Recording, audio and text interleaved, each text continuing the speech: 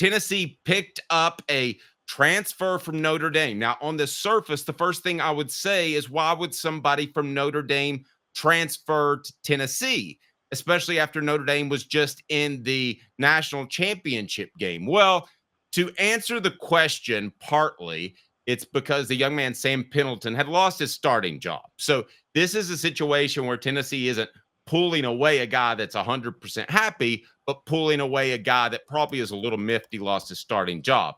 But I think we saw with Lance Hurd, who after the ankle injuries and adaptation to this offense, he was not a starter either, technically. Very similar situation. He lost his job at LSU, but he ended up being a solid player. So somebody at Tennessee's program once told me, why are we taking guys that can't play elsewhere? Well, that's a little bit of an oversimplification, Caleb. I think Pendleton's a big pickup. I think Hurd was a significant pickup, obviously. So this is good news for the Vols as they fortify a line that struggled to protect Nico Iamaleava last year. I think it's a good move. He's a good pickup. I think it's a little more of a desperate move than you do. I think after adding Wendell Moe, who's a guard, I thought in my mind, why would Sam Pendleton transfer to Tennessee? Because let's add some context. You are right, he lost his starting job. But the reason he was never penciled in to be the starter to begin with, if you remember, he was supposed to be on the bench behind Billy Schroth from Notre Dame. And Notre Dame and Schroth missed the first 6 games due to injury. So they put Pendleton in there. He started, he did well. But once Schroth came back, Pendleton was always going to go back to the bench and then start this year for Notre Dame. He was set to move into the starting lineup this year. So he was clearly going to be penciled in as a starter this year at Notre Dame. So in my mind, I'm like, why would you leave a place where you're guaranteed to start as a guard for a team that just won or played for the national title for Tennessee? Dave, the only reason I could think of is money. And that suggests to me that Tennessee opened the checkbook to get this guy to transfer, which if they opened the checkbook, they must be a little bit nervous about their interior line situation. Okay, let's make that a poll question. Are you worried that Tennessee hasn't done enough in the transfer portal? So we'll go over who Tennessee has right now, but I'm going to play the other side. Pendleton very well, who, by the way, looks like a young African-American Drew Carey from the Drew Carey Show. Have you noticed that? He's got the thick glasses and everything and the mustache. It looks like he's as old as me. But here's why I don't adhere to that. When you have injury situations, and I've been around that, what's the old saying, Caleb? You don't lose your job to an injury, right? Right. But that's not pragmatic. And there have been a lot of players, Tom Brady, who have performed at a high level, and you expect to keep your starting job. So, Caleb, I think this could be a situation where Pendleton felt like he did enough to keep the starting job, felt miffed that it got took away from him. And also, I know this sounds odd with Notre Dame being in the national championship game, but between the two programs, who do you think is going to be in that position more often in the next 5 years? I felt like Notre Dame got a really fortunate draw, got hot, and at the end of the day was probably one of the bottom half of the teams in the college football playoff. I think Tennessee is every bit in that position. I'm more than leaning Tennessee, but I will say I have some historical bias. And what I mean is recent historical bias starting with the 90s and on. But I have to add a caveat.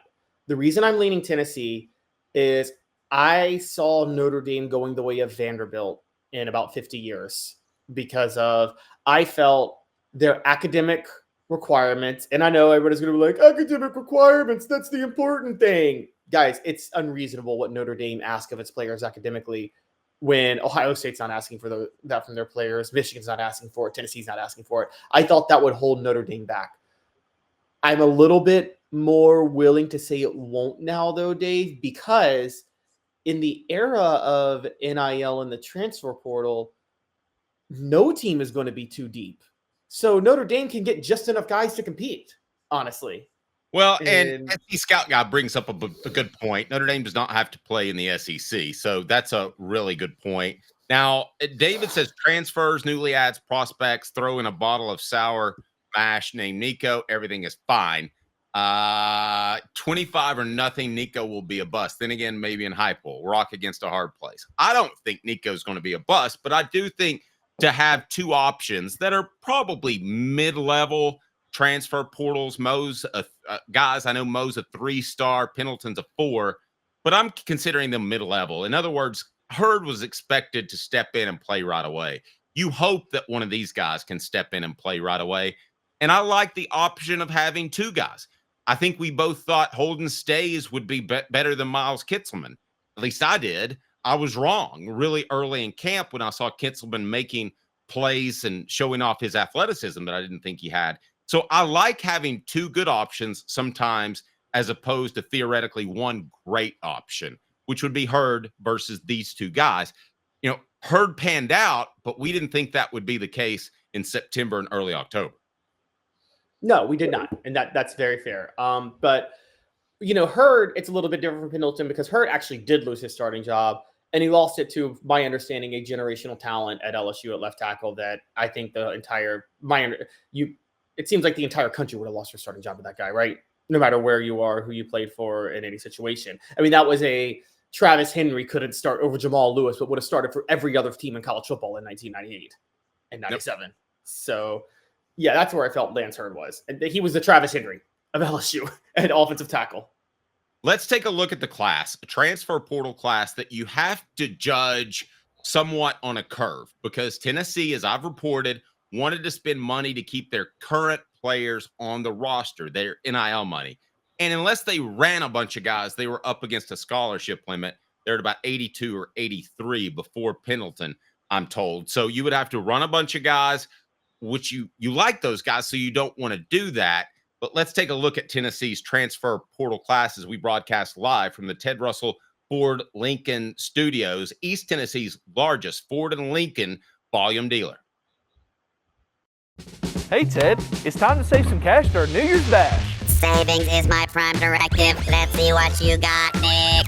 Right now, you can save up to $10,000 on new Ford F-150s. Beat that, Ted. Most impressive, but how about 0% for 72 months on Ford Lightning or Ford Mustang Mach-E? Ted Russell Ford has huge savings on whatever you're looking for. This checks out. Come see us today at either Ted Russell Ford location, Parkside Drive, or Kingston Pike. All right, let's take a look, Caleb. Hey, Ted. Whoa, we're partying. Hey, Ted.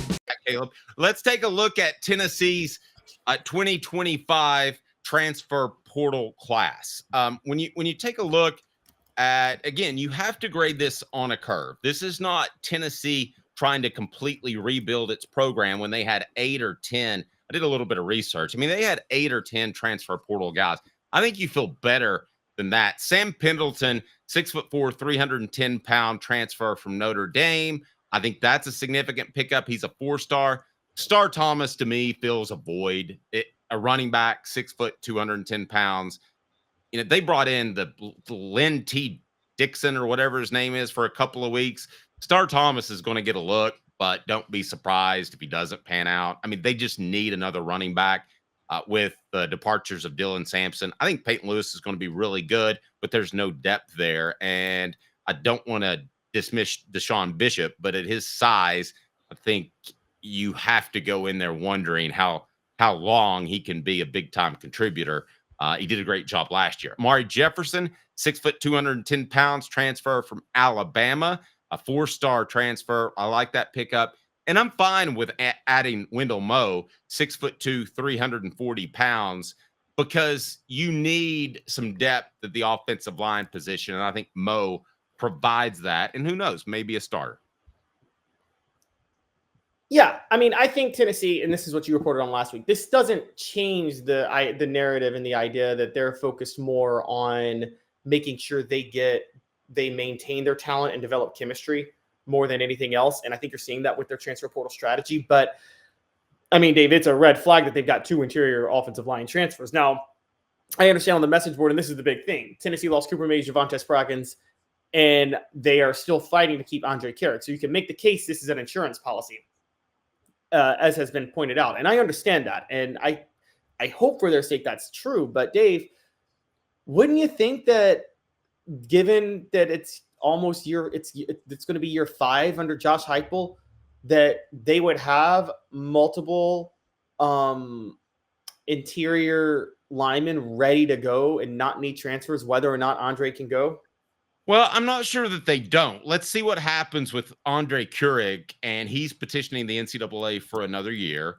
I do like Sham Umarov. I like William Satterfield a lot. I know you're asking about interior offensive linemen, but I like the Larry Johnson guy at tackle as well, which could open up the door for a tackle to shift inside. So I'm not sure that it's not there. And I don't think Tennessee's coaches are sure. And that's why they go out and get 2 guys from the transfer portal. But Caleb, I don't think getting 2 guys from the transfer portal is a sure sign that Tennessee is not happy with its first and half of its second string interior offensive linemen.